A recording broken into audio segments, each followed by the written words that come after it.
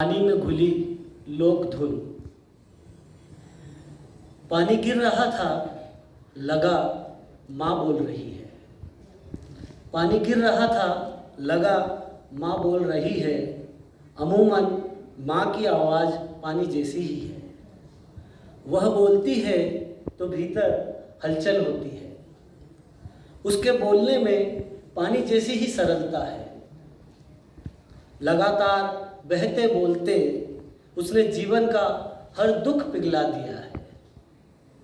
बचपन में जब वो थपकियाँ देकर सुलाती थी, पीठ नाव में बदल जाती, पानी हिलोर भरता और हमारी सारी नावें नींद में डूब जाती। उसकी अनुपस्थिति में हर चीज़ बोलना बंद कर देती है, जैसे पानी ज़मीन में और गहरे उतर गया हो। कभी कभी वह पानी के गीत सुनाती, जैसे सभी माँओं में सदियों की एक धुन गुथी हुई है, जिसे वह अपने असंख्य मुँहों से सुनाती आ रही है। बरसों बर्तन कपड़े धोते पछीटते पानी इस तरह रच बस गया है उसमें, जैसे अभी कोई सोता बह निकलेगा।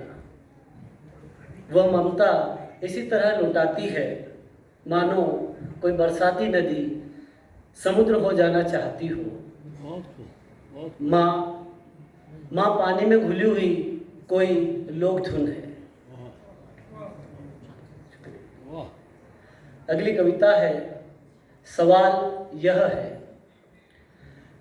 यह है तुम किस चीज़ से बचाना चाहोगे दुनिया को? हथियार से, बाजार से या प्यार से? हथियार अगर तुम्हारी ज़रूरत है तो तुम दुनिया नहीं खुद को बचाना चाहते हो। अगर तुम बच गए तो समझो एक जंगल के बीचों बीच हो, जहाँ कटे पेड़ों के नीचे परिंदों की आंखों में बसा एक खूबसूरत सपना है। तुम चाहते हो उसे घर ले आया जाए, लेकिन जैसे ही छूते हो तुम, वह टूट जाता है। तुम अगर बाजार को चुनते हो तो निश्चित ही जहां तुम दाव फेंकोगे, तुम्हें अपने खरीदे अनेक प्रतिरूप दिखाई देंगे। यह दुनिया कमोडिटी की तरह होगी, जहां तुम तय करोगे भाव और उसके उतार चढ़ाव। तुम्हारी जीत ही जीत होगी, लेकिन जैसे ही तुम सोचोगे अपनी हार के बारे में, मारे जाओगे। तुम अगर प्रेम के साथ हो तो कहना मुश्किल है कि तुम उदास नहीं होगे, बल्कि हर अवसर पर घेरा जाएगा तुम्हें। कई दीवारों के भीतर चुने जाते हुए बरसों बाद भी जब तुम मुस्कुराते मिलोगे, लोग निराश नहीं होंगे। जैसे ही तुम बिखर जाओगे दुनिया के हर दुख में। शुक्रिया। अगली कविता, पीठ, बैक साइड। भोजन लेते समय दिखाई नहीं दी अपनी पीठ। मैं पलटकर देखता हूँ, दिखाई देती है एक दूसरी ही पीठ, जिसका कोई नाम नहीं, टिकी है एक और पीठ से। इतिहास में भी वह एक पीठ ही थी जो दर्ज नहीं हो पाई सबसे करीबी शब्द से। इतिहास माने एक बड़ी पीठ जिस पर बोझ लदा है रक्त और शब्दों का। चिड़िया की पीठ संतुलित रहती है, उसकी पीठ दो पंखों का सुनहरा आसमान है। कविता में चिड़िया थी, पंख थे, पीठ नहीं।